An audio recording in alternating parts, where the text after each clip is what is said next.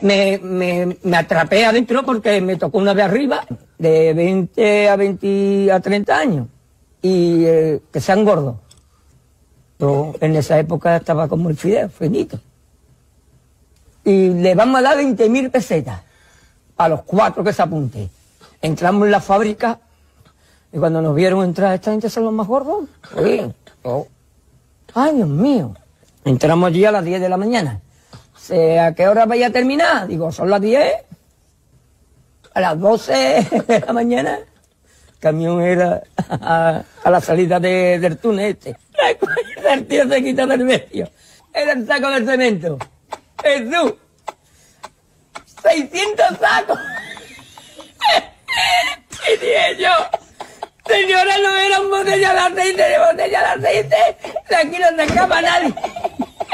Eso hay que descargarlo. 600 sacos, Jesús, tenía que llevarlo a otro túnel. Y me daban otro saco para llevarlo pero mírame, que te estoy hablando, descargar y montar. 600 para allá, todavía voy por ahí. Que me voy para Valencia, que ya va, que salgo esta tarde. Y voy por la mitad, digo, no te quedan. Si no le ayuda a la fábrica, el camión no sale.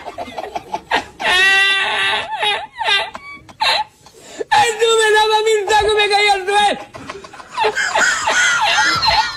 Yo ya cogía los sacos, los arrastraba.